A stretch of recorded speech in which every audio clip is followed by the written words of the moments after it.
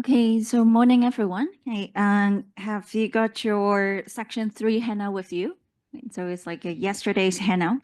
Actually, the final few pages are also printed on section 4 handout.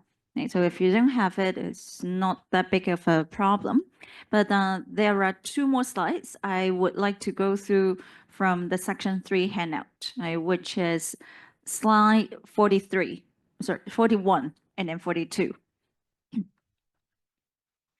So I guess you remember this table, right? The last thing we mentioned yesterday, about paraphrasing, how you can paraphrase more effectively based on an original text. Okay? And then we discussed it's not just about changing a few words here and there. It's also about working on the sentence structure.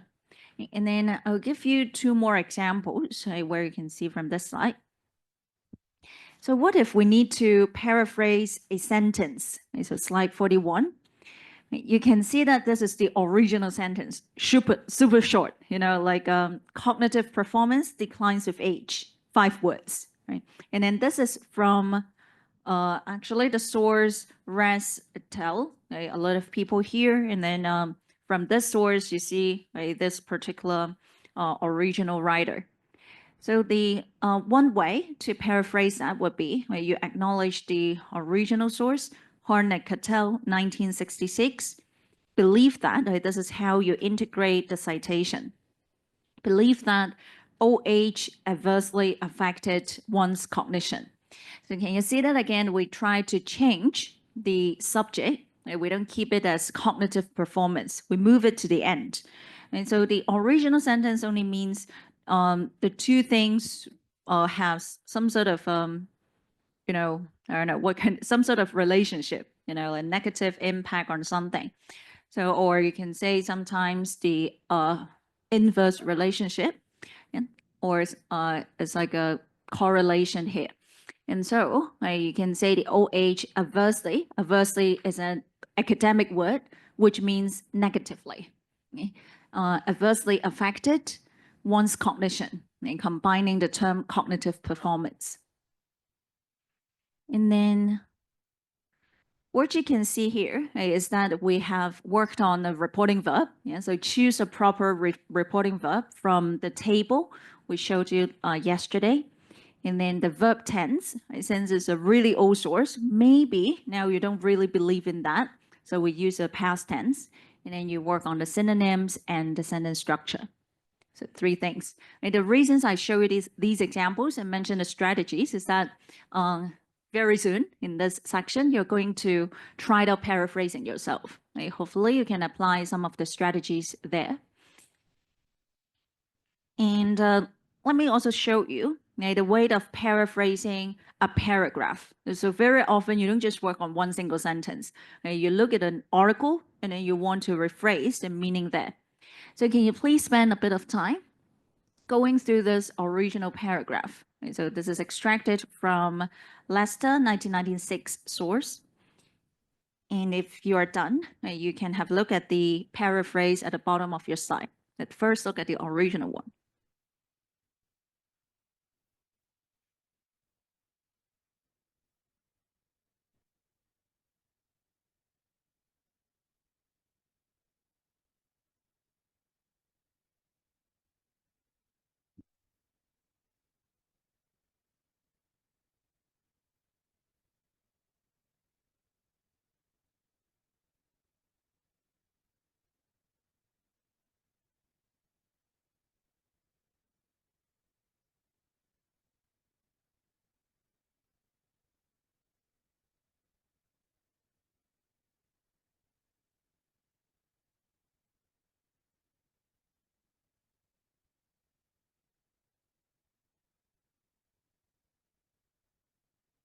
Then have a look at the acceptable paraphrase, one suggested paraphrase as well.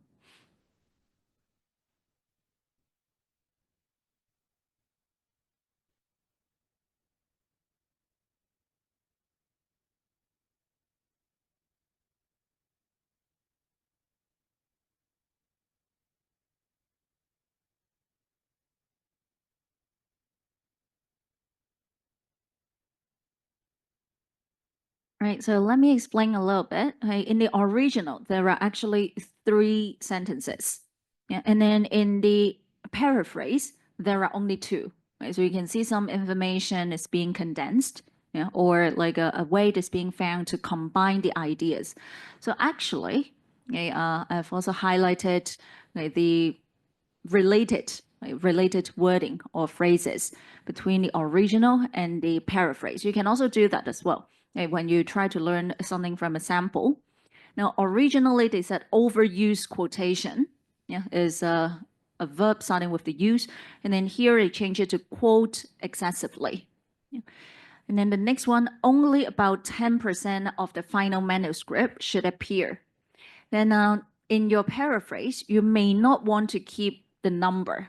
Right? So that is also one thing I would like to remind you. You don't need to keep every single bit of detail in your own writing. If you find that statistics really useful, then keep that. But then if you can use your own words to express that, like in this case, 10% is what we call a desirable level, then you use a term to signal your interpretation. And like another example, maybe in the original, it says 85% of the population. Then I change it to the majority, right? Or something like this. And you get my meaning. Or I see 75%, then I say 3/4, right? Or 3/4, something like this, right? So it's not like a must that you change it to an English form. And then you can even keep the meaning as as like maximize something, or minimize something. Here it's actually minimize it. You keep it to a desirable level or a satisfactory level. Any other words that you find suitable. And then the green part actually is a way to enhance cohesion. I don't know if you noticed that while you're reading the original. Can you please highlight that yourself? Line 1 in the original, do you see the phrase taking notes? And so the problem is like students make mistakes by frequently overusing direct quotes in taking notes. And then can you also highlight the phrase taking notes in the final line of the original? So the solution to that is that during the note-taking process, we should limit the amount of direct quotes. Okay? And then we see that. So as a writer, I only keep the note-taking phrase one time to connect the whole idea together. Okay? That's why we can say at least, since the problem usually originates, it's like the root problem is that originates during note-taking, it is essential to minimize that. So you don't need to repeat during note-taking what the solution is, because you keep this as like mentioning the problem, and hence the solution should be like this. And this is like a very obvious example showing that you understand the material, and then you use your own way to connect the ideas together. And then another phrase that is being transcribed, because you see that in the original, they use personal pronouns, like something rather subjective, like you should. Remember in the first 2 sections, we said that we should avoid that. Right? And that is why we can change it to it is essential. It is essential to, actually many more examples, limit the amount is being changed to minimize. And then the exact transcribing is being changed to recorded verbatim. It's like word by word. And so you're using different words to replace the original wording. And don't forget, super, super important, to have a citation. Okay? Just don't think that, okay, I have worked on the paraphrasing so hard, right? And the whole thing already looks very different, then I can just skip the citation. Remember, that is still plagiarism. Okay? And so to avoid plagiarism, we must have a citation plus paraphrasing. Okay? So don't forget to do both of them. And later on, when I give you the chance to try out some paraphrasing, I will only give you a few sentences first. And then you can use any format of citation. If you record yesterday, the simplest way is, of course, to put the source at the end in a bracket, but you can still use like according to, or as argued by Leicester bracket 1996 bracket, something like that. Use any signal phrases, but make sure you keep the citation within your paraphrased sentences. So that is an idea for you to understand what should be done. Well, I think we can just use the section 4 handout, although these 2 slides are also in section 3. okay, because we keep all the paraphrasing exercise in section 4. So for those who haven't got your hard copies in the classroom, you can get that in front of the podium.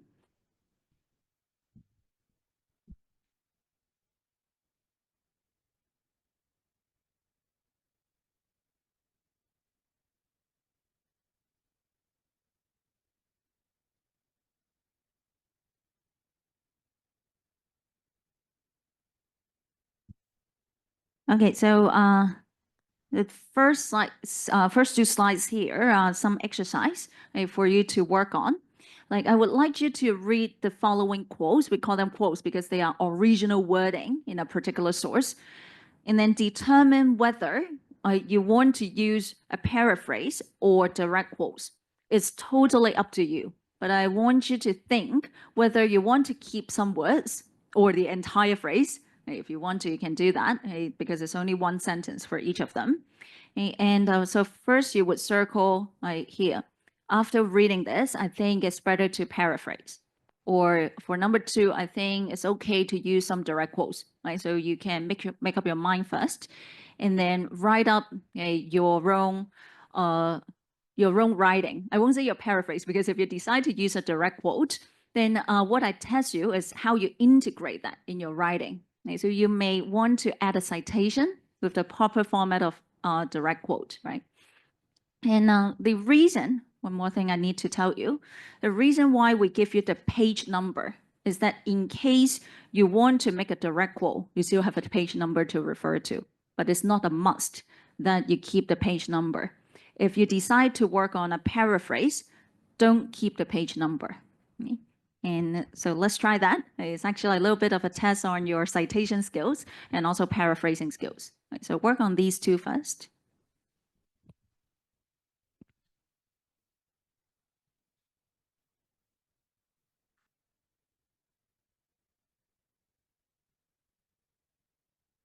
Just work on the quote part.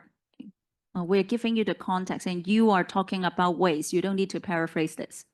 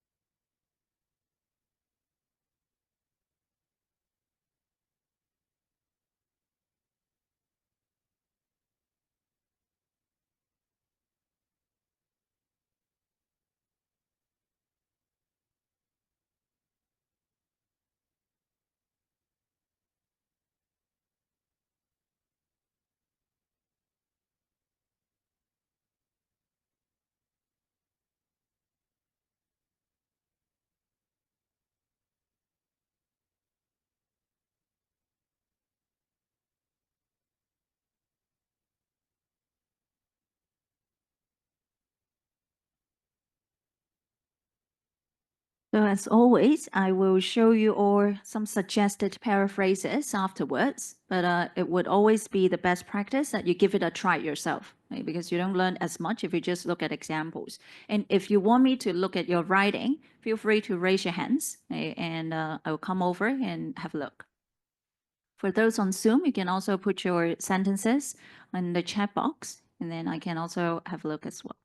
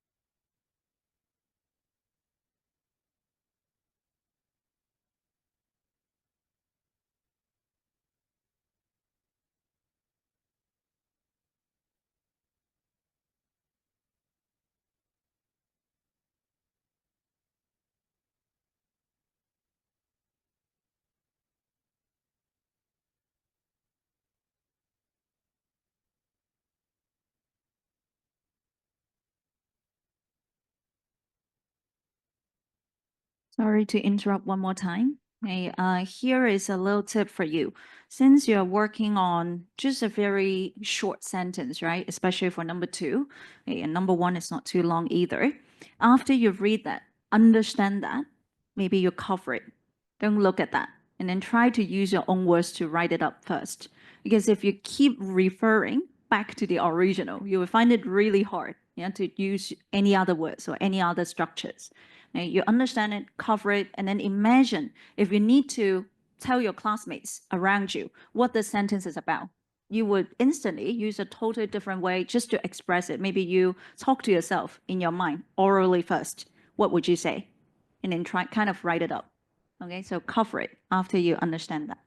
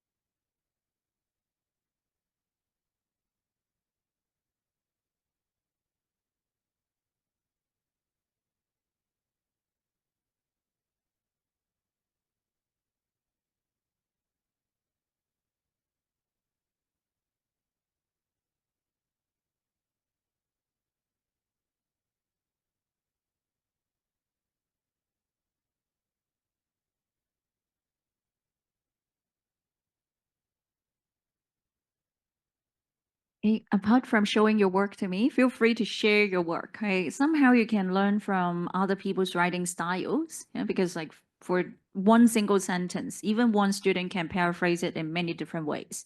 And so learn from each other, share your work. And I want you to work on just the first two. And if you have already finished and you want to challenge yourself, you can work on the next two as well, number 3 and 4. It's just slightly longer. Okay, but then, yeah, so if you haven't finished 1 and 2, just work on these two first. I will at least give you 5 more minutes for this.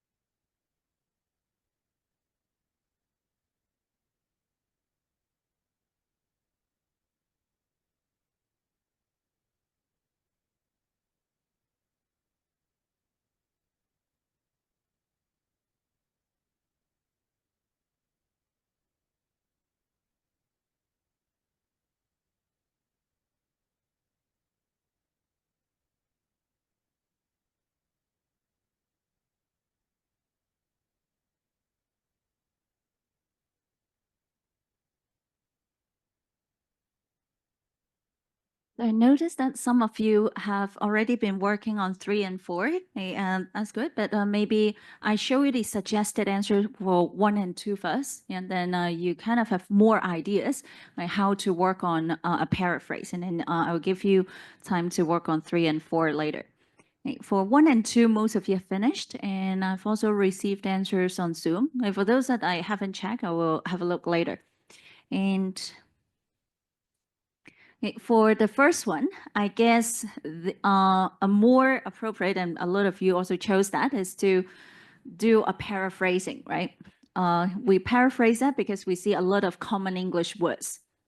Maybe we can say teachers help students in different ways. Right? If you just say that, here we can have a colon, okay, but not exactly after, for example. Here, help students in different ways, and then colon, then you have the different nouns, right? Like task design. Here we use a method of changing everything into a noun phrase because the original are all verb phrases, or even sentences. They set tasks for pupils. They try to motivate pupils, right? So, or, short sentences.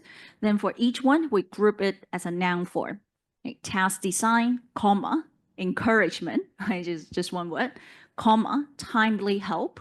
Right? So maybe you can just say help, but timely help also conveys that we want to help as soon as we can. And then monitoring performances or performance monitoring is also okay. Skill and knowledge enhancement. And then at the end, you have the source, the citation, and then full stop. Full stop comes after the citation.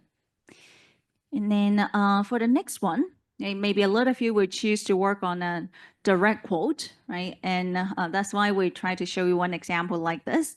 You can use a set phrase. We show it as suggested by Woolfolk, 2010. One way to keep the page number is right after the year of publication, or you can put it after the quote. So either method is fine.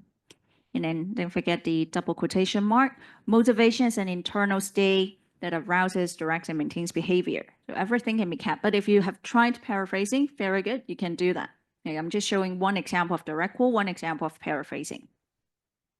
And I want to mention that here, okay, it's just a very, very minor English thing. But if you are a more advanced writer, maybe you also take care of that. Here, do you notice that? Very soon in a sentence, we have the word state, right? Motivation is an internal state. So that is why, even if you want to use a reporting verb here, I try not to use the verb state. I try not to repeat the same word multiple times in the same sentence. So I won't say Woolfolk stated that motivation is an internal state. It's okay. I understand the meaning, but it's just not very nice to the ears. That's why we use some totally different word, totally different phrase, to avoid any repetition. And here I'll keep the answers, and then I will give you like 5 more minutes to finish up 3 and 4, or at least one of them. And it also gives me some time to look at the answers on Zoom as well.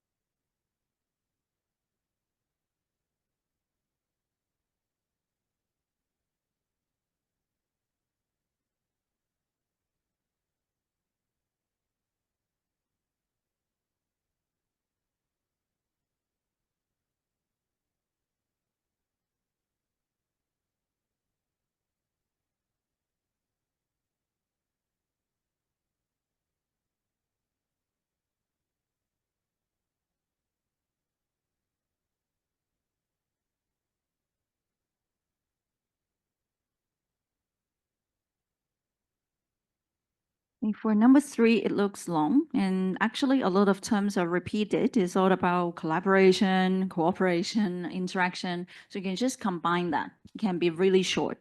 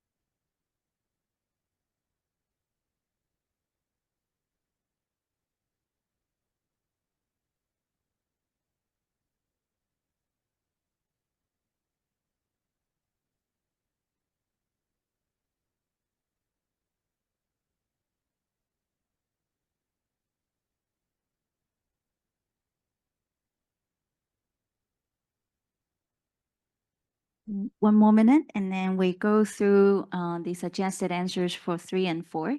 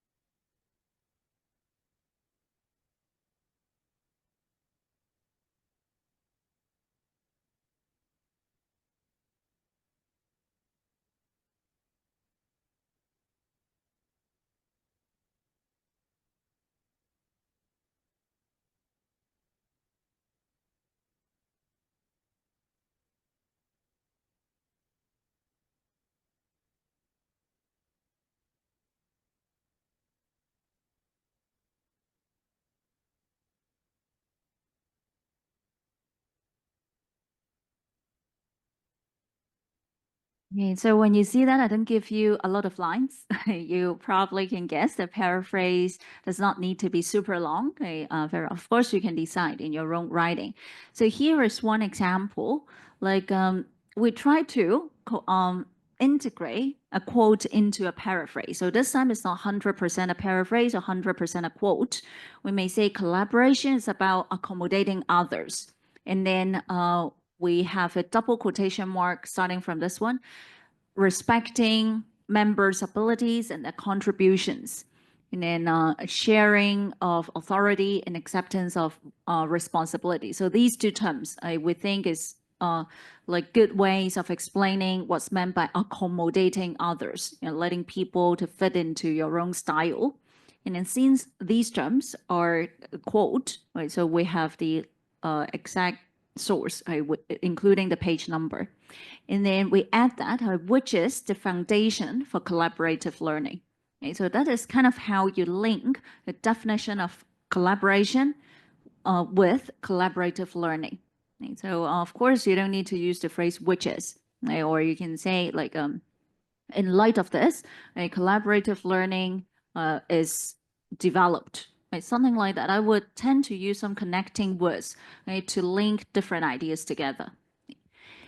And then the last one, so we may use paraphrasing, even though there are a lot of terms, a lot of nouns. And so like science facts, mathematics, computation, how can you integrate? Maybe you combine them, right? So one possible way is like direct instruction is most effective. One synonym for applies best, most effective. In teaching fundamental knowledge and skills, in subject areas like science and mathematics, we just combine science facts and mathematics computation, science and mathematics, and then learning a vocabulary and grammar rules, combining the last two, reading vocabulary and grammar rules. So that is like to show you one possible way of so-called rephrasing the nouns. If you find something in common between two nouns, maybe you group them as a whole. Like I know you heard of the term STEM or STEAM, right? So you can combine them because they belong as a group. Okay, so here, science and mathematics, they belong together. Vocabulary and grammar, they belong together. And then don't forget the citation at the end.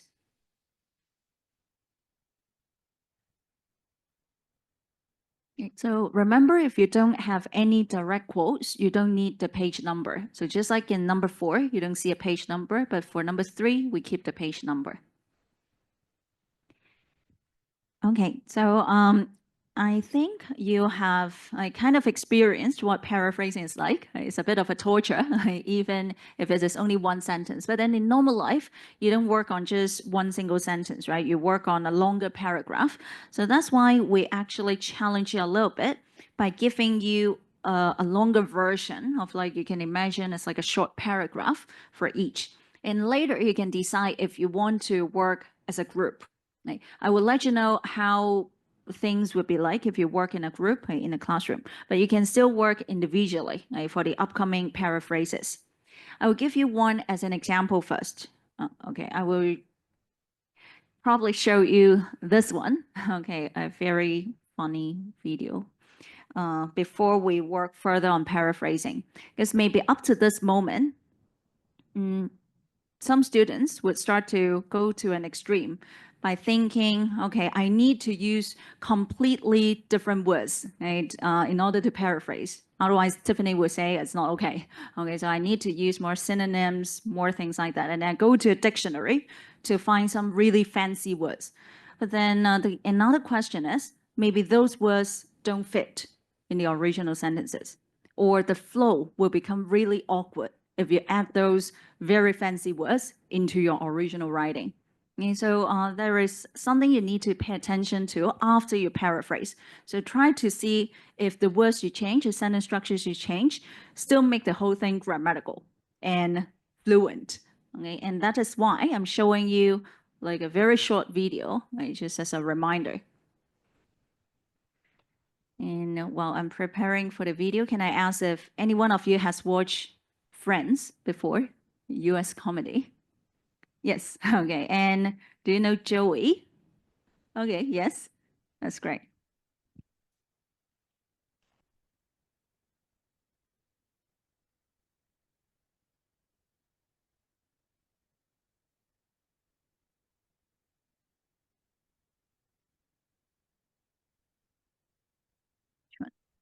Maybe the first one. Okay, since some of you may watch this video, I want to give you some background first. And these two are Chandler and Monica. They are a couple. They want to have a baby, but they cannot do that. That's why they ask their friends for help to write a letter of recommendation. It's like recommending to some organization saying they're good parents, right? And Joey is a good friend, although his English is not as good, right? So even English native speakers may not have very good writing skills, right? No worries about that then. Okay, and he kind of volunteers to help, but then his English is not that good. That's why he asked a university professor friend, right, his name is Ross, right, to help him with the vocabulary of English. And then later you will see the word called thesaurus. Ross recommended him use a thesaurus. Right? That is a dictionary to check synonyms. And so you can see that online as well. Right? It's spelled as THESAURUS, thesaurus. And then Joe is very happy, right? So he can make his letter sound very fancy, right, and nice. So let's see what happens when he does that. Hey, Rach, the adoption agency needs letters of recommendation, and we were wondering if you would write one for us. Of course, I'd be honored. Thanks. Thank you.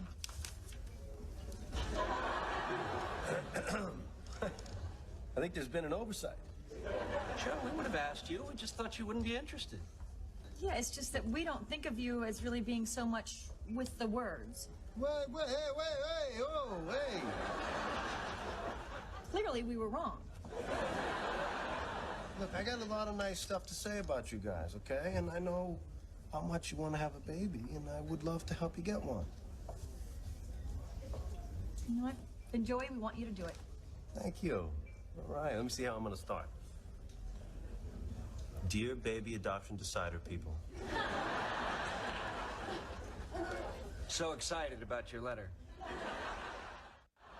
What you working on? Oh, Monica and Chandler's recommendation. I want it to sound smart, but I don't know any big words or anything, so. Well, why don't you use your thesaurus? What'd I just say? Watch. Here, you highlight the word you want to change, go under Tools, and the thesaurus gives a whole list of choices. You can pick the word that sounds smartest. Oh, my God, that's great. I'm smart. No, I'm brainy, bright, clever. I love this thing.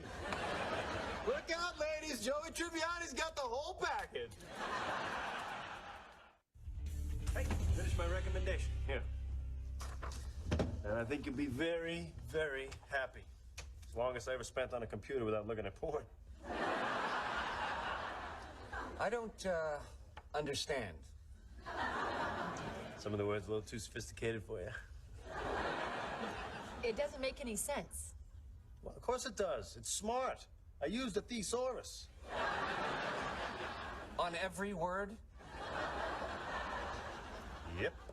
All right, what was this sentence originally? Oh, they are warm, nice people with big hearts. And that became their human prepossessing Homo sapiens with full-sized aortic pumps. Yeah, yeah. And hey, I really mean it, dude. All right, Joey, I don't think we can use this. Why not? Well, because you signed it Baby Kangaroo Triviani.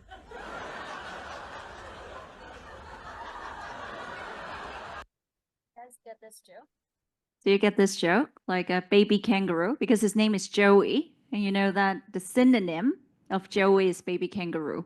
So he even changed his own name, okay, to a synonym. Hey, why don't you stop worrying about sounding smart and just be yourself? You know what? You don't need a thesaurus. Just write from here. Your full-sized aortic pump.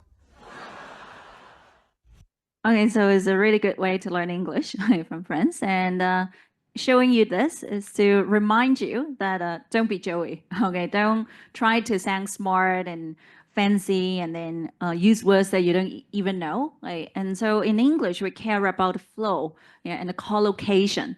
I actually copied this here. A original sentence like that: warm, nice people with big hearts. I don't think warm and humid are exact synonyms. But then in some cases, you know, like words like warm and humid can be used to describe the weather. But then for the word warm, it can be used to describe the weather and a person. Right? But then the word humid can only be used to describe the weather. Yeah, so that's why you cannot use it here to describe people. And then prepossessing, you know, Homo sapiens, they're very old English words, right? So it doesn't really make sense in this case. And full-size aortic pumps, maybe medical terms, right? People will use that in medical reports, not exactly here. Okay? So it's not like it's ungrammatical, they're perfectly grammatical, but then the meaning is weird, right? So that is why be careful when you use synonyms. And then let's look at this one. I will explain this as the first example before you work on 3 more paraphrases of a paragraph. So here we're showing you the first paragraph, starting with when Mexican pilots. Can you please read that first? And then later I'll explain the paraphrase.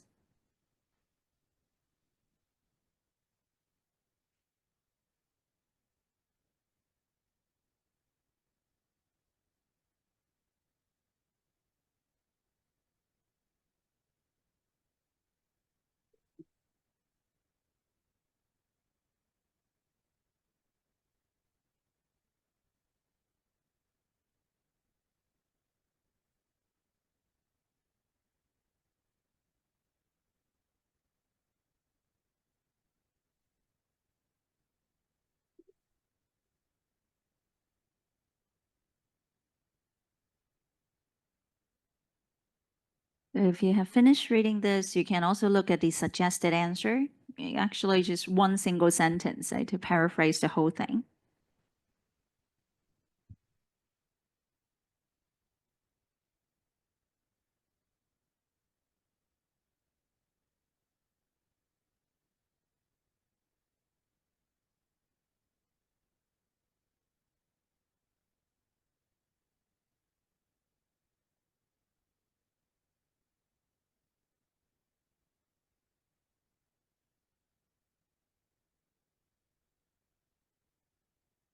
Okay, so what I want you to know here is that we can use a very different way to express the meaning.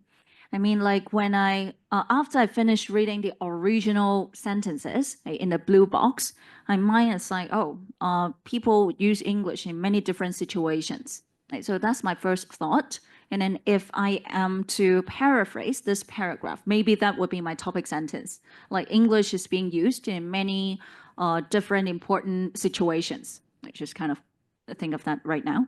And then I may further polish that. And then I give examples, like for instance, right, then I paraphrase the following. Right, so when you just kind of present it, like present the idea after you read something, you would actually use a more natural way, right, to say so. And then you would find a way to, you know, check the pattern of the whole thing, because the entire paragraph is obviously about the use of English, right? And then you notice that, you pick that up, okay, because that's the core meaning, and then you further explain that. And that is what I want you to do later. Like if you form yourself into small groups, it can be in groups of 2, 3, 4, doesn't matter. Okay, each one of you read the same paragraph. Then after that, I know that paragraph is still long, but you don't need to keep reading that anyway. I don't need you to write even. Okay, so if you're working individually, talk to yourself. Okay, if you prefer to do it on your own, talk to yourself. I don't need you to write. Like the point is, I want you to use your mind to rephrase the idea. Okay, so after you read that, use your mind to paraphrase that. Okay, so there are many different ways people will use English. Like I use another sentence already. Okay, when you speak it out, you would kind of like forget about the original words. You don't want to stick to the original words because you kind of forget that. Okay, and then you won't force yourself to use. Okay, this is a really nice word. I must use that.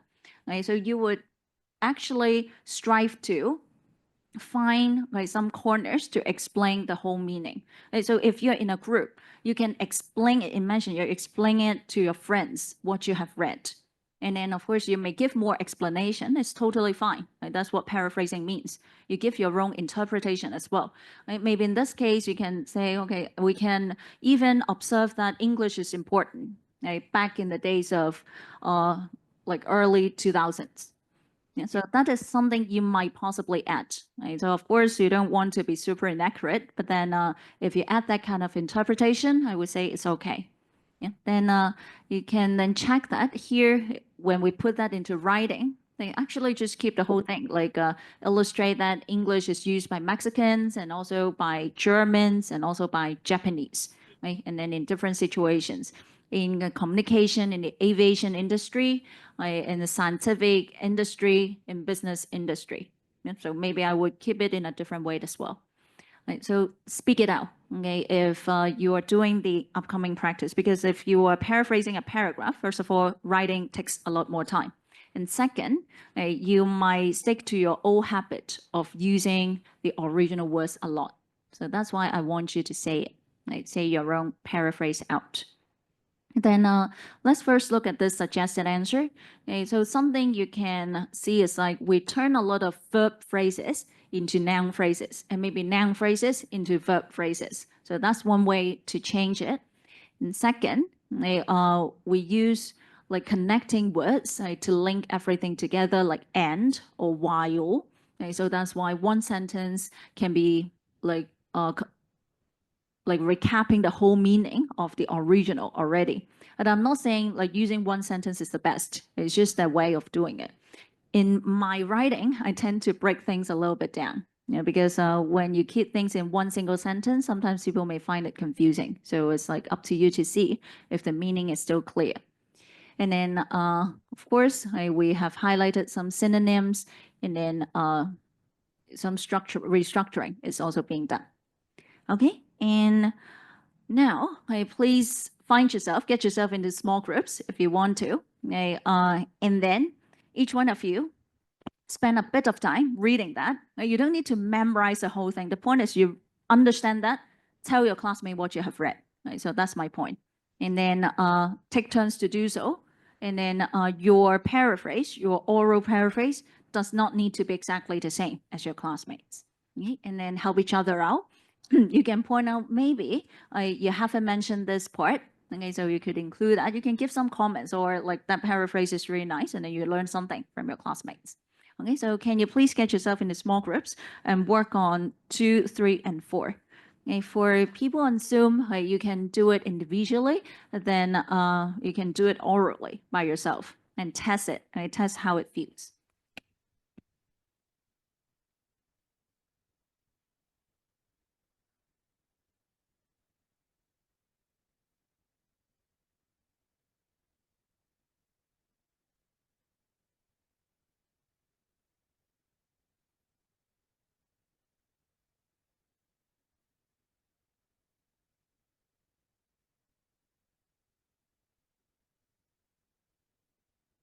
You can jot a bit of notes if you want to. Okay, so I don't encourage you to write up the whole thing, but if you want to mark down a little bit, these are the words I want to use. I want to make sure I keep these words. You can make a bit of notes, right? And then do it orally. Okay?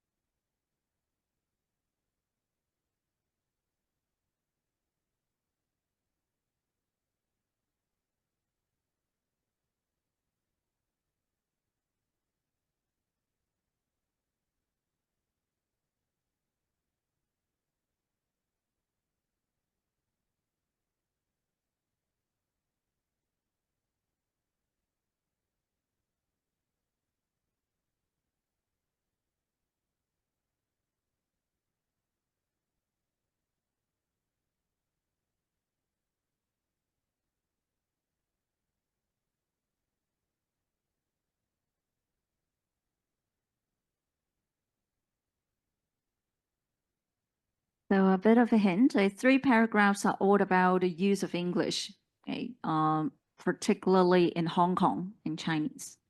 And so you may kind of get an understanding what these paragraphs are about. You can think of yourself as like a teacher, right, a potential teacher trying to comment on the situation. And then it would be easier for you to do so. Feel free to talk to each other if you wanted to.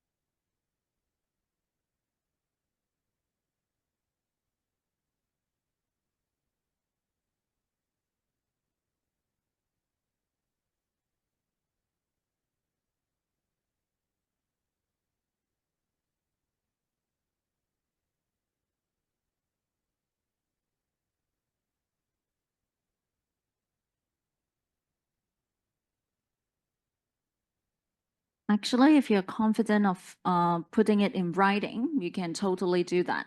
I would encourage you to, if you want to challenge yourself, try to write up a paraphrase for paragraph number 3, because that could be something you would really need to do in your future writing. You see, like there is a survey result with some points, like on a 6-point scale, 4.79, 4.69, how you could interpret that, rephrase that, like or present the exact meaning in your writing. Okay, so you can see if you are able to do so.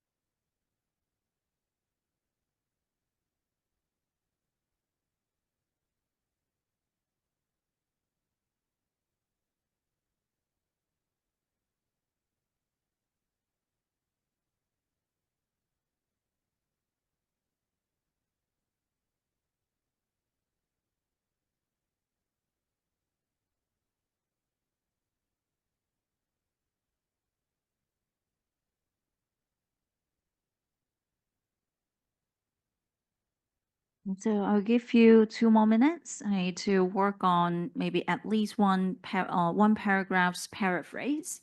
And then I will show you the suggested answer for paragraph 2. Again, so as to give you some more ideas how to paraphrase an entire paragraph. And like for words in paragraph 2 is being left behind. You can ask yourself how you can rephrase that. Okay, so it's actually a common English word. If it is the case, we should not keep that because it can just be, expressed by other words. Okay? And then after that, we'll have a break. Okay? So if you want to continue to work on number 3 and 4 or something like that, you can still have some time.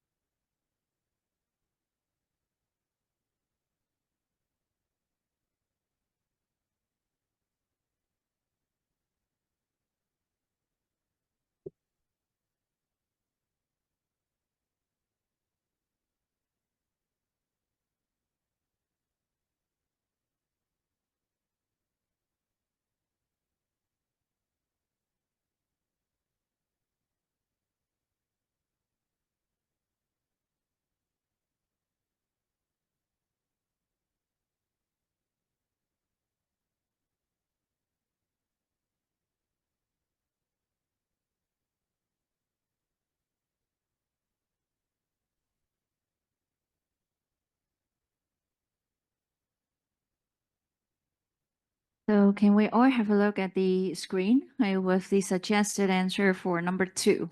Here we use a phrase lagging behind to replace is being left behind. Okay, so actually lags behind can be an active voice, saying like you are being left behind.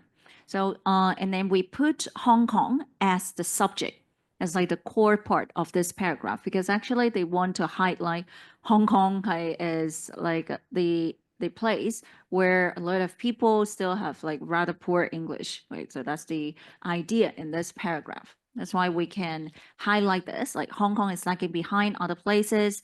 For example, mainland China. With regard to is a formal phrase, like which means about or concerning. With regard to is English language skills. And then after that, actually, we can skip the word so, or you put a full stop, therefore, comma. It will be even more formal.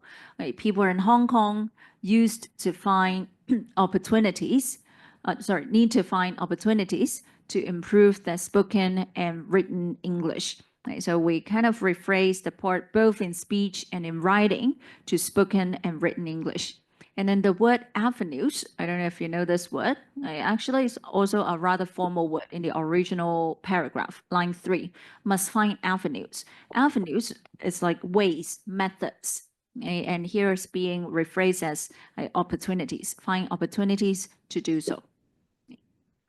And then don't forget the source at the end, on 2009.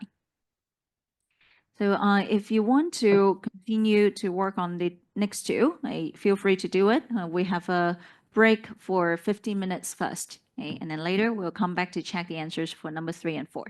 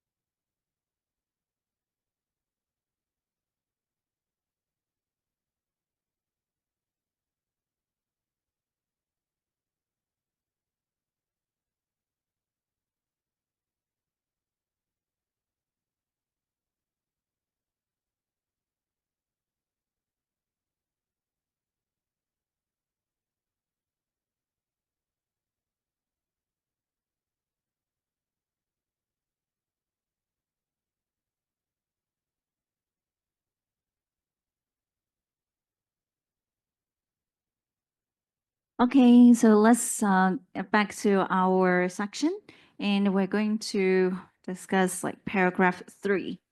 So I hope you have tried that out because it could be something that you see from a journal article. Like they did a survey and then they show you some data, and then you need to find way to present that in your writing. So one possible way of doing so is like we can, like this time we use a different way of citation, Evans and Zhang to one who conducted a survey. And so because obviously they did it, and then these are the results that they get. Okay, so instead of putting that at the end, maybe we can do it like this. Actually, just now I saw from the Zoom chat, one of you wrote it pretty well as well. Results from a survey conducted by Evans and Zhang. So you nicely integrate the citation into the paraphrase. So Evans and Zhang conducted a survey with this number, 2030 executives, most of whom were ethnic Chinese. So that is the first sentence.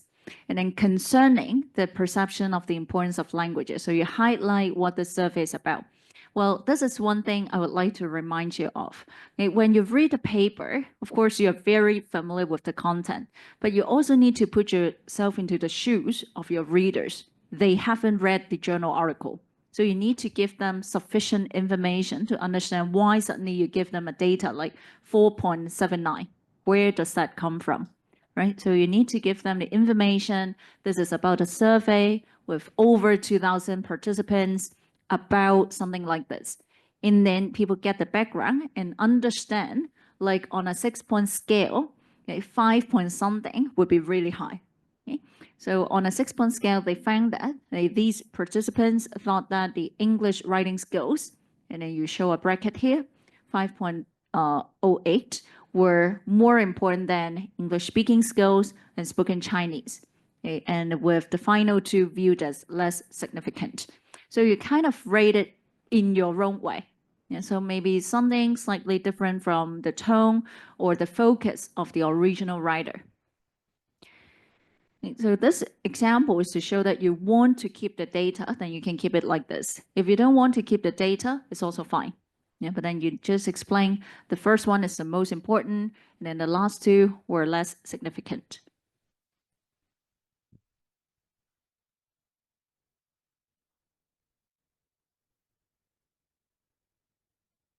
So let's look at paragraph 4.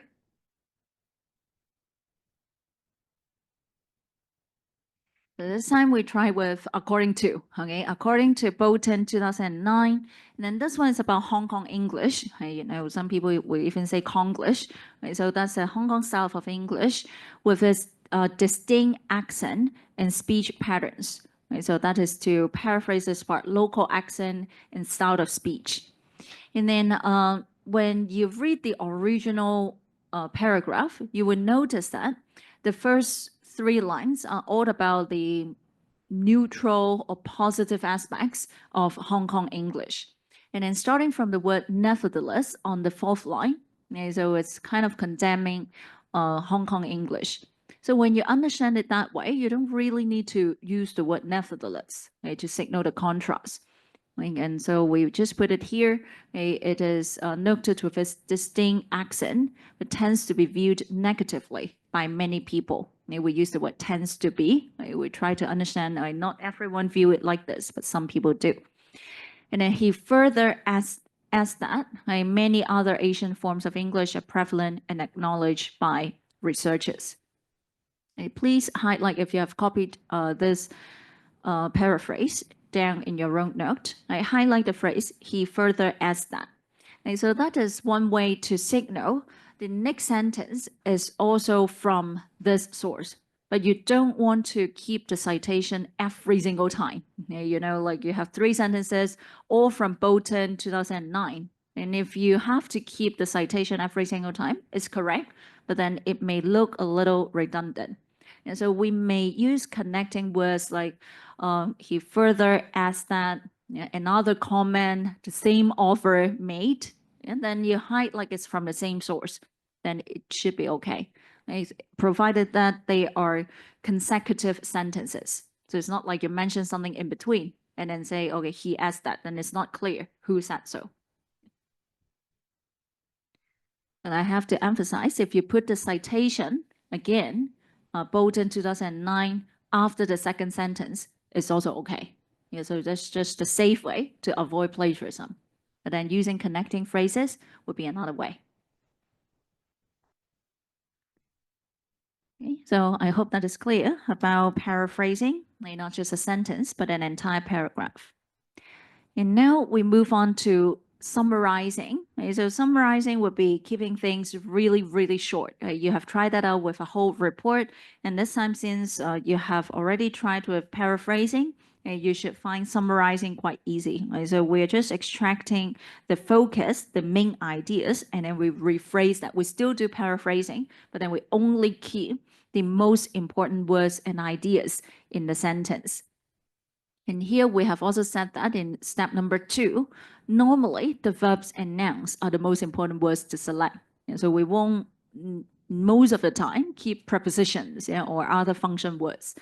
And then step 3, we highlight them and then make sure you use the most important words to create your sentence. So you don't need to use every single piece of information or every single word. You just use the most important words to construct your sentence. Of course, you can still rephrase those keywords, but that's the basic method of summary. And we'll give you some examples first. So on this slide, you will be, so this is slide number 9. You can see that summary with in-text citations looks like that. The example here is, A.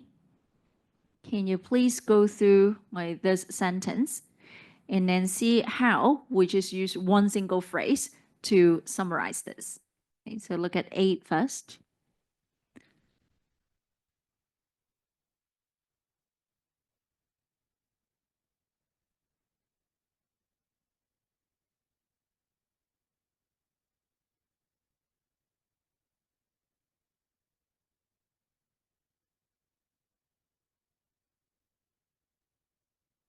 So you can actually highlight the phrase, a failure to assimilate an adequate quantity of solid food actually means a lack of food. Okay, so you can use a concise phrase to represent that. And then lead in due course to a fatal conclusion. So we summarize it as causes death. Okay, we kind of skip the details like an extended period of time or how much food we're talking about. And so simply a lack of food and then causes death. Okay, what about the next one? The next one you can see they use a lot of words to describe the climate or the weather. Okay? And we actually just summarize it in 4 words. Can you please look at B?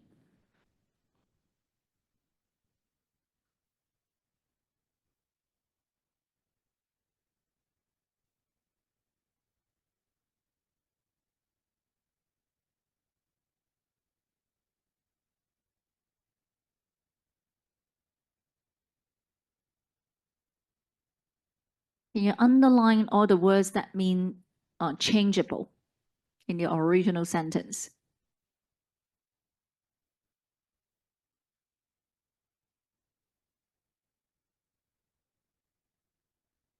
So there are words like alternating, unpredictable, irregular, and also temperature changes, right? But then all that simply means changeable. And this is a bit like the example of collaboration, collaboration, cooperation, interaction, like communication. Somehow you can use one word to signal the core meaning of that text. Right? So that is what we do in the summary. And then moving on to C. Here you see they give examples of what tea can be, like what tea varieties there can be, like Chinese, Indian, and also the British. And then the British, we just drank that. So look at compare the original and the summary.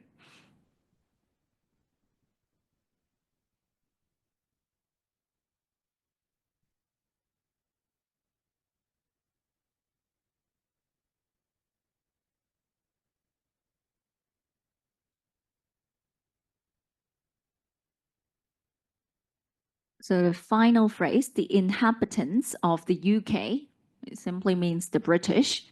And then most frequently drunk by them or well known to be high on the list actually means a large amount. Right? And then T, you don't really need to take care of the details if you are doing a summary. So the British drink a large amount of tea. As for the last one, again, you see big cities examples like London and Paris. We don't need to keep that in a summary. And some other details, like what happens on the road, right? We don't really need that. So we understand the whole thing is about traffic problems. Right? So can you please read that and see how we deduce this summary?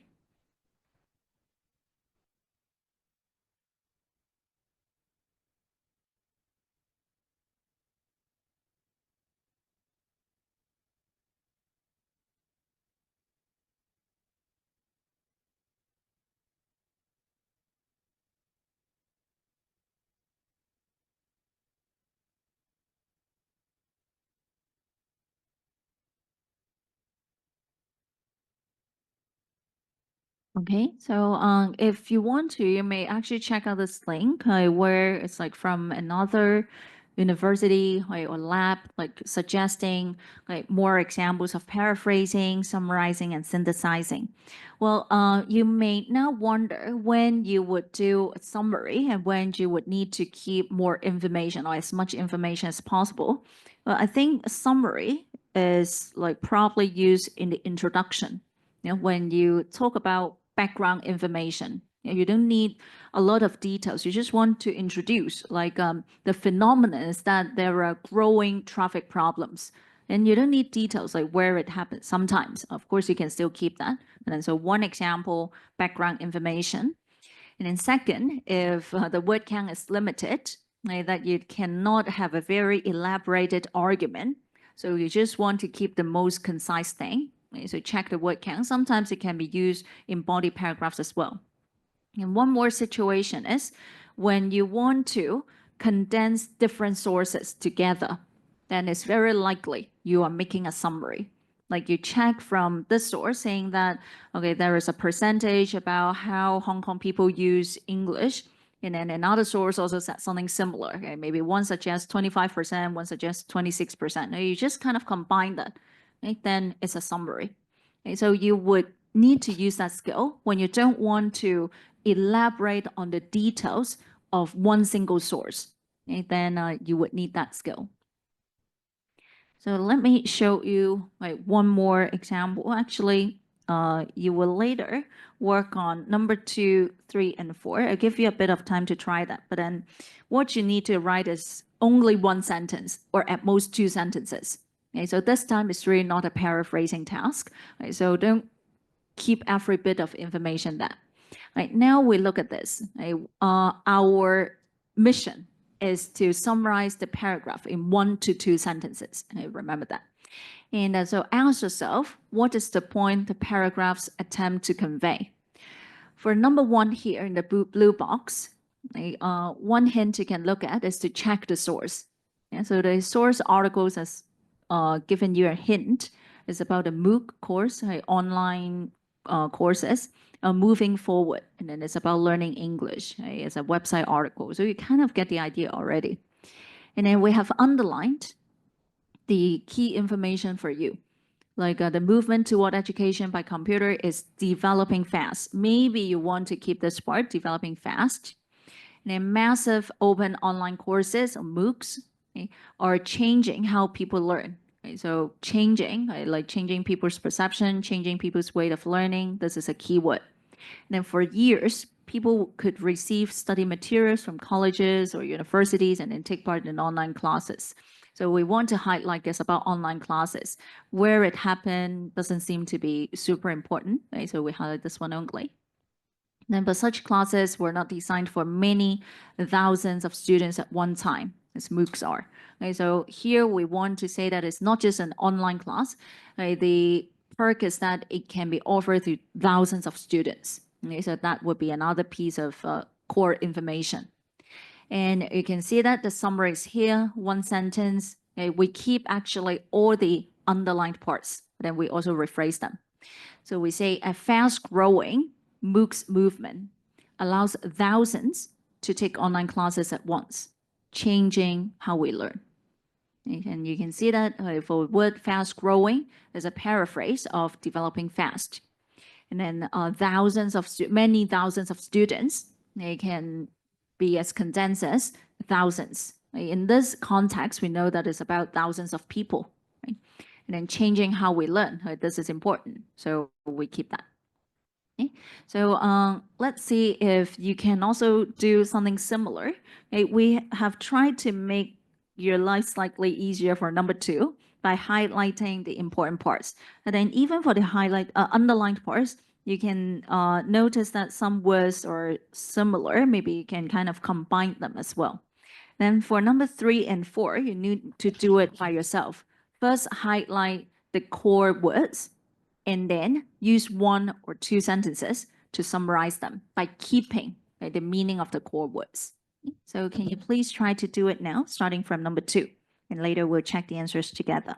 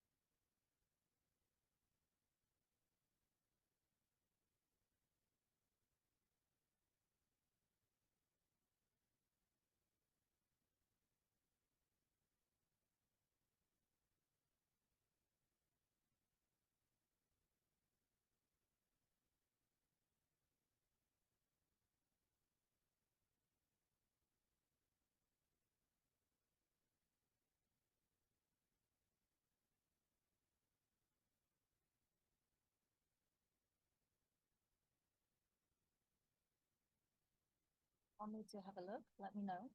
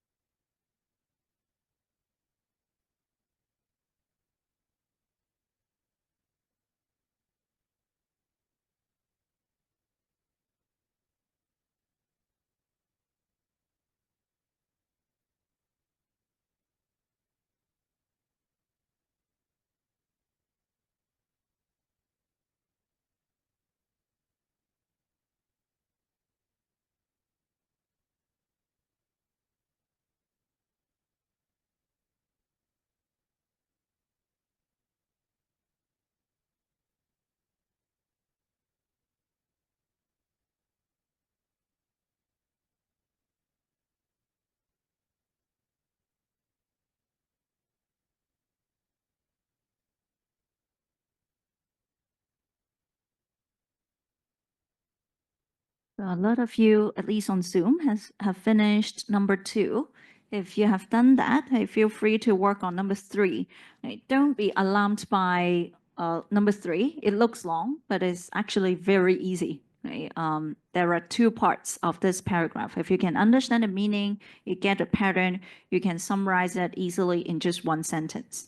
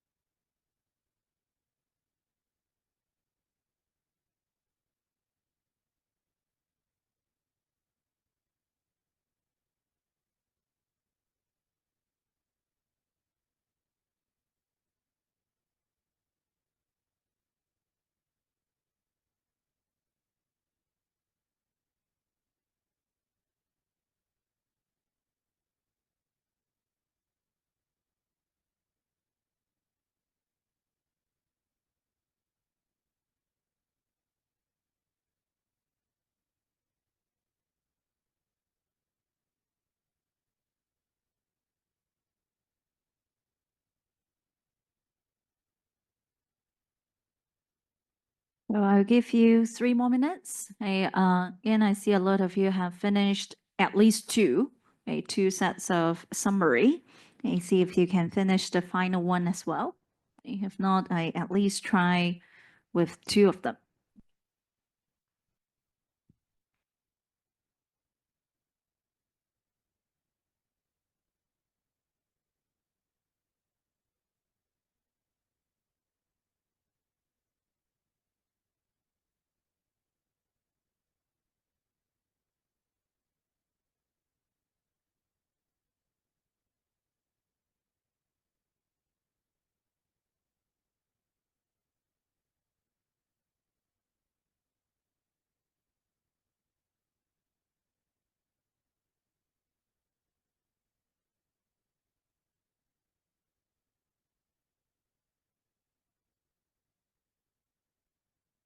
Okay, so one little tip for you, if you're working on number 3 or if you're finished working on number 3, you see that I keep commenting on one thing. Try to paraphrase the phrase, the first 2 quarters. It is actually something that can be rephrased in many different ways, even for the final part, for the remainder of the year. And we can use other terms to say so. But don't skip that because it's kind of an important piece of information. We're kind of breaking the period into 2, right? So keep that, but then use a different way to express them.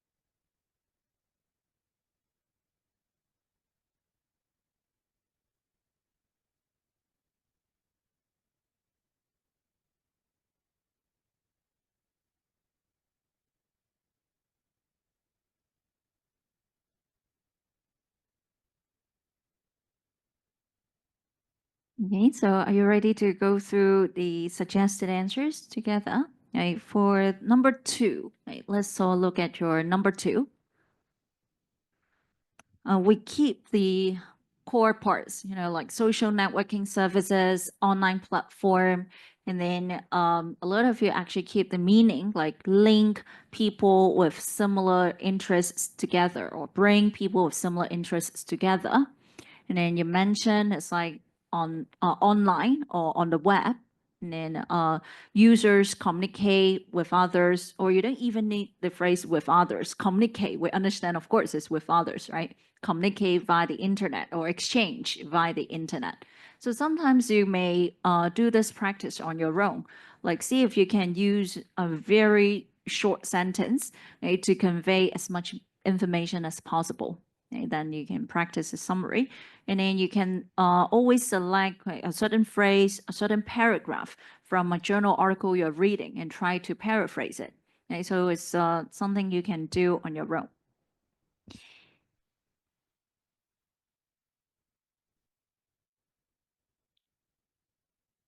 And let's look at the next one. So actually, it's obvious that the first 2 quarters would be very good for the company, and then the next 2 quarters not as good. That is the idea. So to show the contrast, it can be as simple as this. We use the connecting word while. While here means although. While the company has been gaining profits in the first half of the year or in the first 6 months, that's the meaning of the first 2 quarters. And then the next coming 6 months are not as expected to be as lucrative.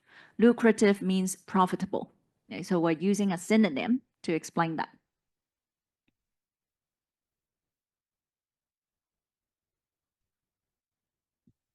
Okay, the word while is really useful. Of course, you can compare the 2 things, 2 things doing at the same time, happening at the same time, or put it at the beginning. People understand you're trying to acknowledge that something you don't really agree, or it's a counter argument. While some researchers or some opponents might say so, and then you put forward your stance. This is not exactly valid because blah, blah, blah. So this can be used as a way to introduce a counter argument. And then number 4. This is about effective communication. And then we can say effective communication hinges upon. Hinges upon means lies in, relies on, or depends on. Hinges upon what an audience does and does not know. It is crucial to assume that the audience has neither too much nor too little subject knowledge. So you acknowledge both sides in one sentence. Not too much, not too little. Or communication may be inhibited. Inhibited is like adversely affected. Remember that phrase? So we use one word to signal that it would be affected. So unless you want to explain further what would happen if we assume the audience has too much knowledge, then you can explain. And then what would happen if the audience has too little knowledge, then you can explain. Otherwise, simply like the consequence could be disastrous. Maybe something like this. Then you summarize the ideas.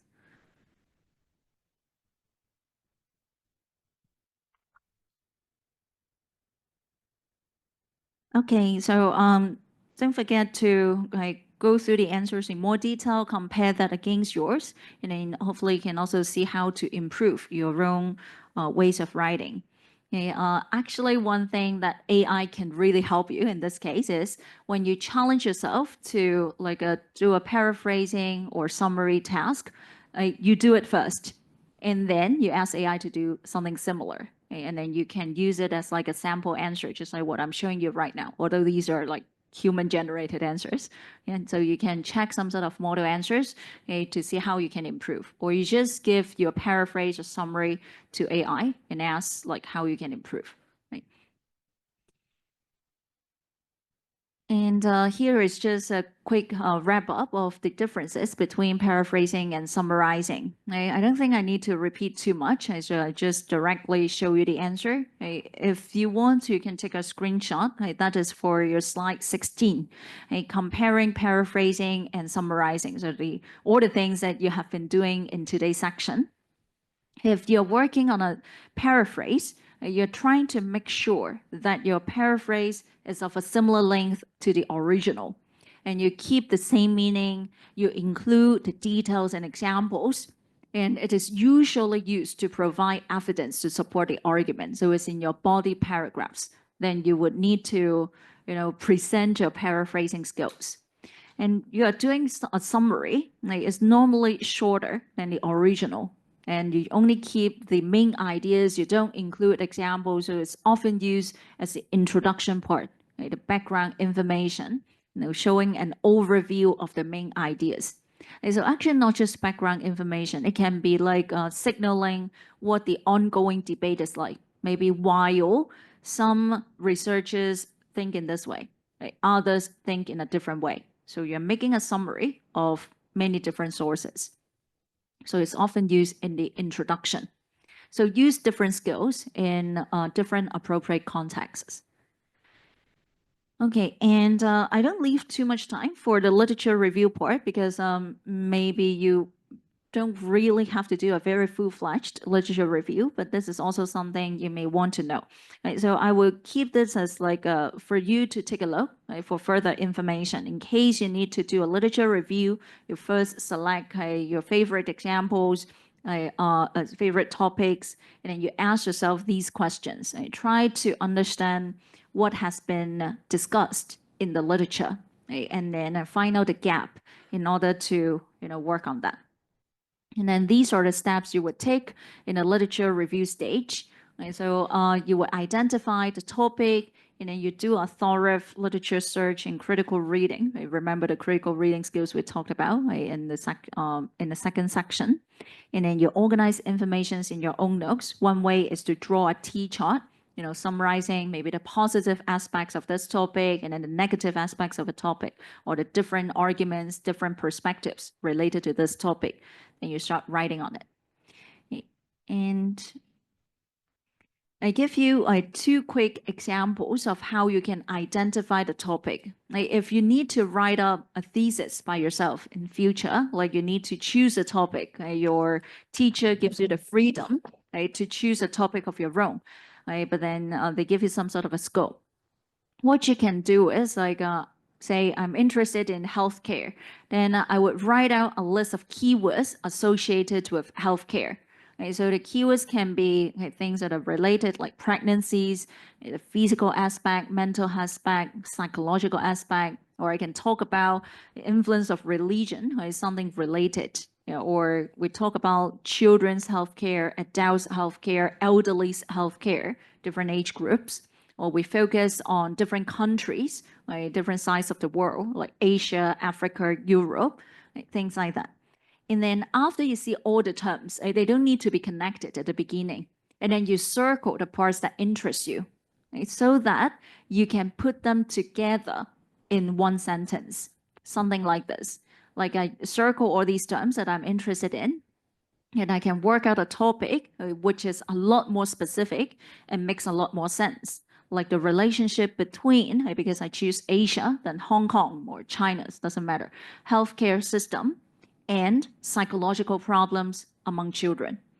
So that is how you can limit the scope by yourself. And then you can perhaps, after you circle the key terms, look for a few sources from like Google Scholar or EduLibrary database and see whether you can find related sources. If there are at least a few, then that means you have something to write. And so it's important that you can find sources for the topic, and then you have something to write about. And this is how you generate a possible topic.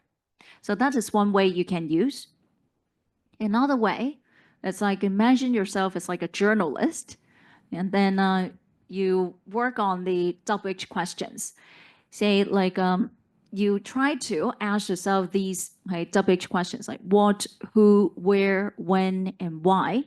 Like the what would be I want to work on a topic related to digital media, like digital platforms. And then the who, my target audience, would be the teenage users. Where, it could be Hong Kong, mainland China. And then when, like more recent years, like or even more recent. I want it to be 2020 to 2025. Or why, it would be related to the legal and political aspects. And then this is how you come up with a possible topic by linking, again, the key terms together. So the way to make your topic more concise is always to ask yourself concise questions, right? So that is a way to help you. And I can say the impact of censorship, right? Because censorship is always related to the legal or political aspects of social media in China on, right? My target audience will be teenage, so on Chinese teenage users' behavior. And then you can easily come up with a workable topic. So you don't just say, oh, I want to work on social media. Then you would definitely get super confused in the world of literature. Yeah, so limit the scope of the topic. You can more easily find something relevant and that's something you can use in your writing.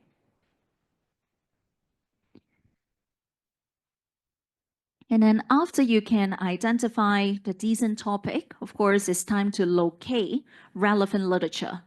Okay, so for those who have finished looking at these two slides, can you please take a look at slide 24, okay, step 2, where you can see a number of texts. And can you please quickly put a tick to those that you find academic? So these are the sources I can potentially use in my writing, and put a cross to those that you don't think that can be used in academic writing. So slide 24 in your PPT. This one.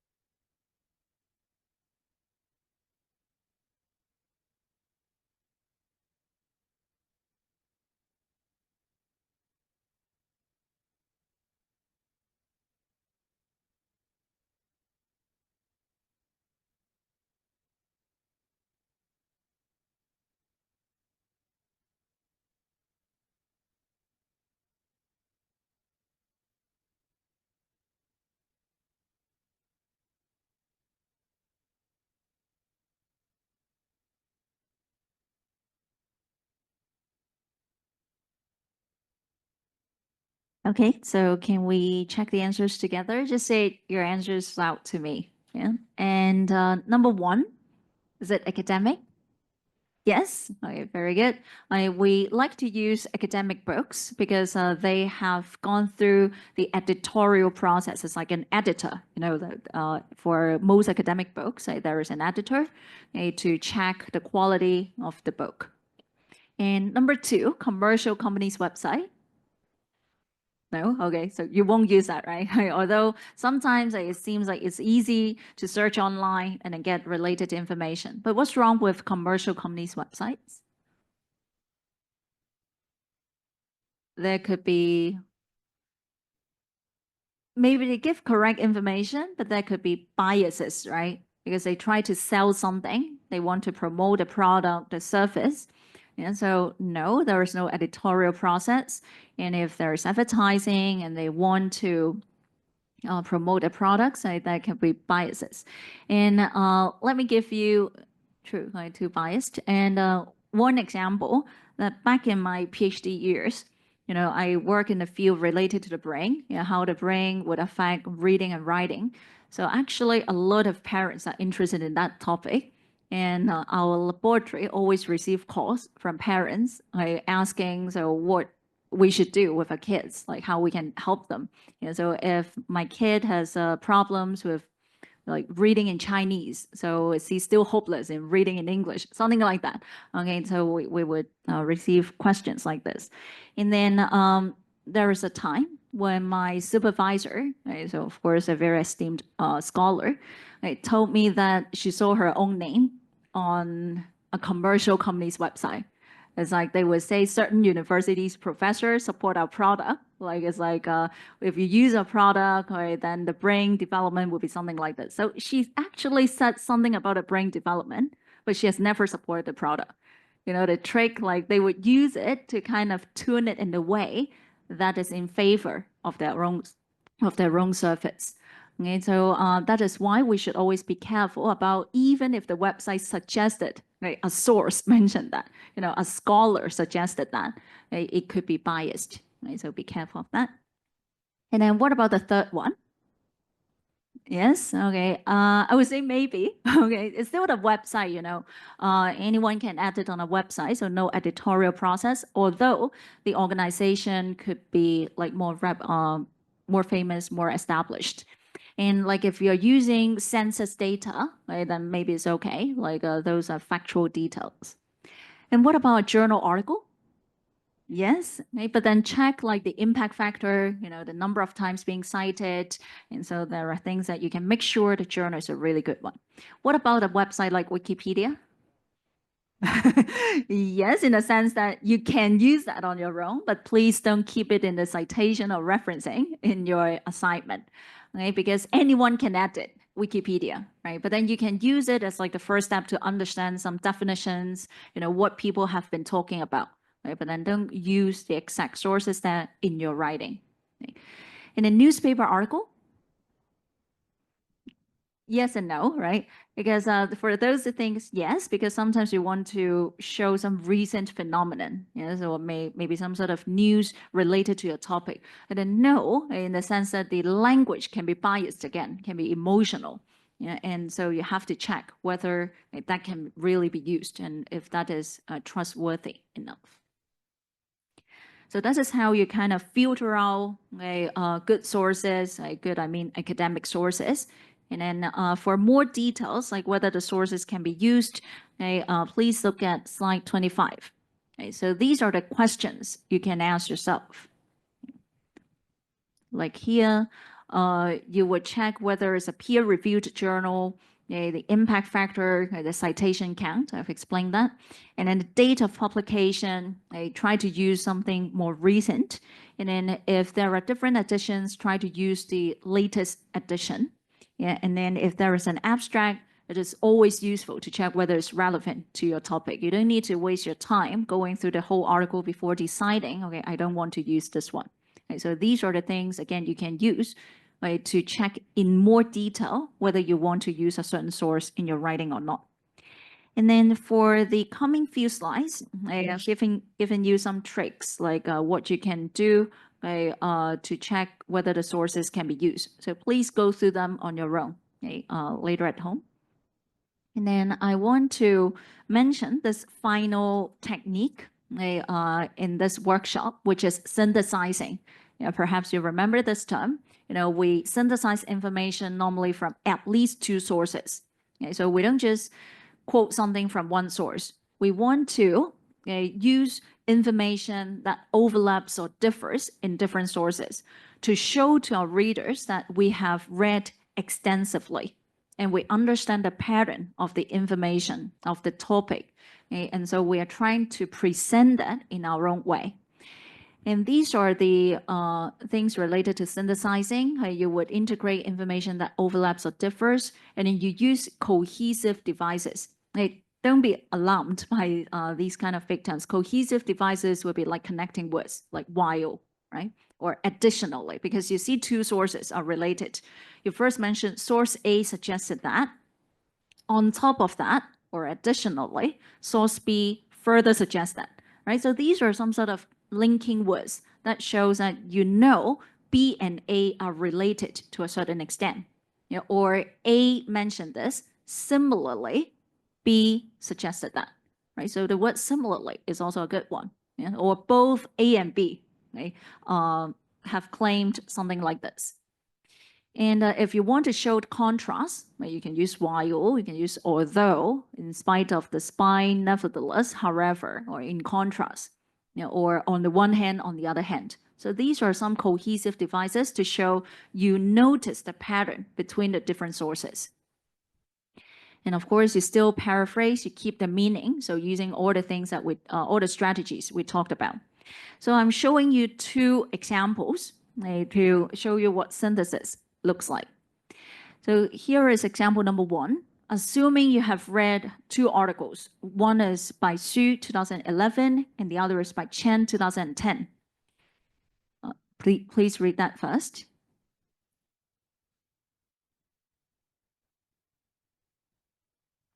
The first question, do they suggest similar things?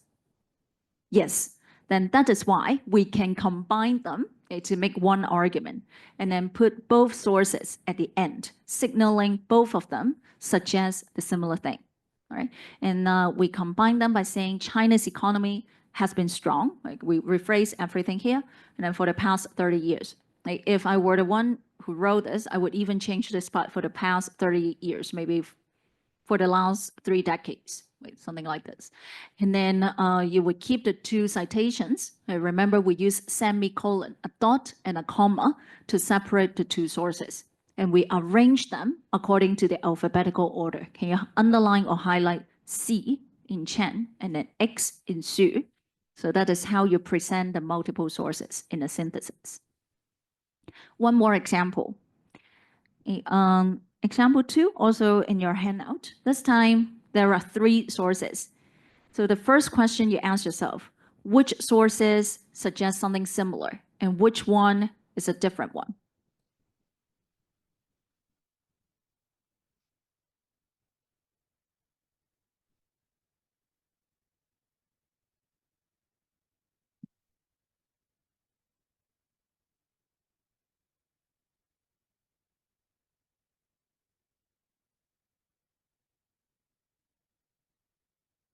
So which 2 are similar? 1 and 2, yeah? Xu and Chen. And then in suggests a different argument. And that is why we may group these 2 together. Okay, so this time, remember, we don't put all the 3 sources at the end of the sentence. That would be misleading. You would imply that all of them suggest the 2 sides, right? So it's not really the case. So that is why we need to put in 2011 right after the first part of the sentence, suggesting in only mention this part. And then Chen and Xu mentioned only the second part of the sentence here. Okay, so that is how in one single sentence, your teacher or your readers will notice, oh, you have read 3 sources in order to come up this pattern. And this would be your unique argument. Because if I am a different student, after I have read these 3 sources, but my stance is that I think air pollution is not that big of a problem, I may write in a different way. I can say while air pollution has worsened in the past 10 years, and then I cite Chen and Xu, comma, regulations in some areas of China have already helped to decrease air pollution. And so you see how, why we don't really trust newspapers, right? So they can twist the same information. I keep the facts, but then because my stance is different, the sentence structure can be different. Yeah, and that is how you imply your stance, imply your arguments. And this is what we look for, right? How you make use of the sources. Right? So that is synthesis. And feel free to give it a try. One thing you can work on if you have time is like you read sources that suggest something similar. Today, if you remember, we have worked on like slide 5 to 7, different sources about learning English, how Hong Kong people or Chinese people approach English. And maybe you can challenge yourself if you can do some sort of synthesis using the 3 different sources. Again, you can put it into AI and see how they work on that. Maybe you pick different details, it's totally fine. But that is how you can practice synthesis.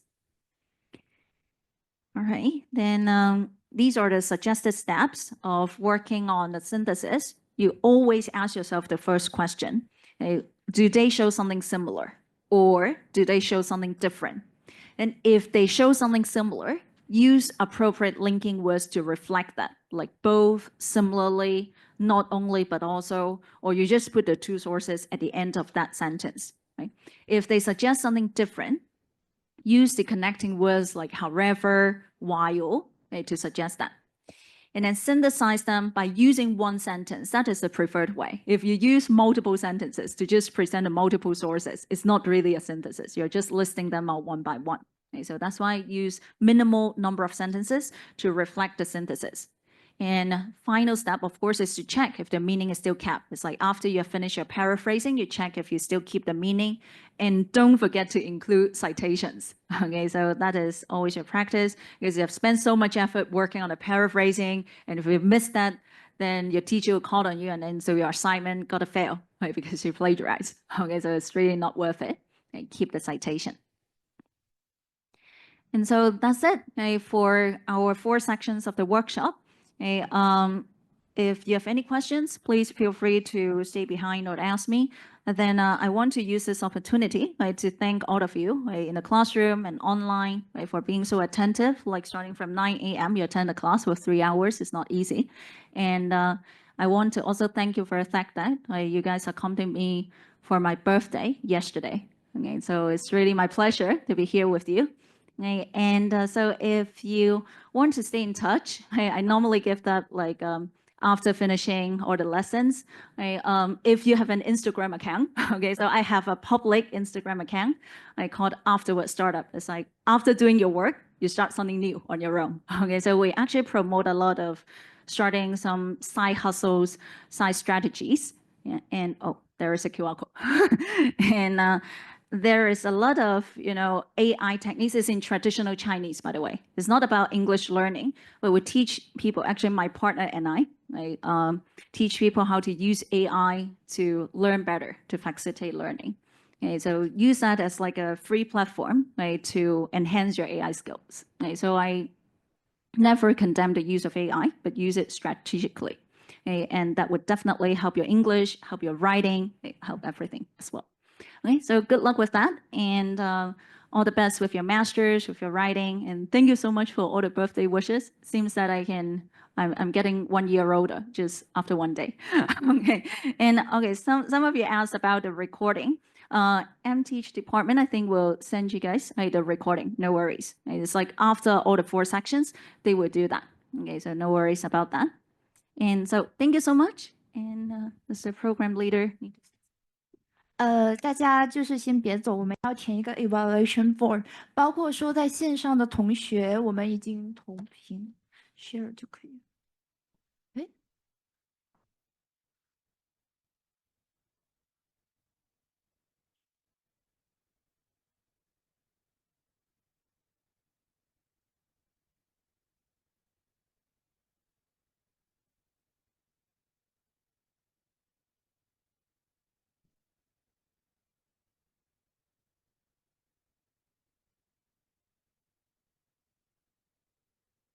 OK，大家可以打开手机扫这个码。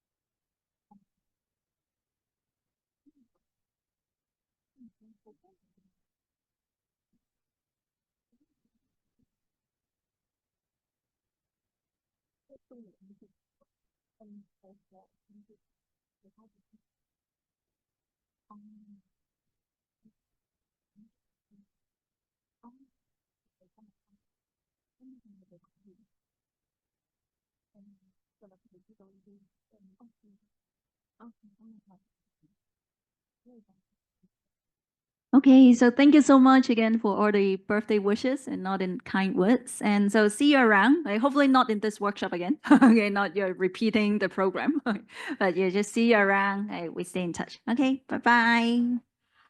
Bye-bye.